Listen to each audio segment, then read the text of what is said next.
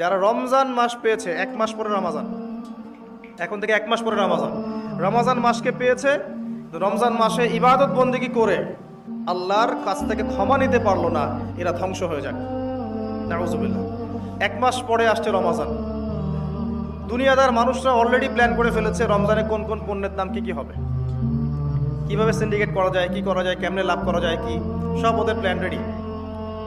দিনদার মানুষরা এমন করবে না। দিনদার মানুষ যারা ক্ষমা পেতে চায় তাদের কয়েকটা কাজ আমি বলে শেষ করছি। 1 নাম্বার, রমজান মাসে 5 ওয়াক্ত নামাজ জামাতে পড়ার চেষ্টা করেন। পারবেন না? ইনশাআল্লাহ। হঠাৎ করে কিন্তু একটা জায়গায় শুরু করা যায় না।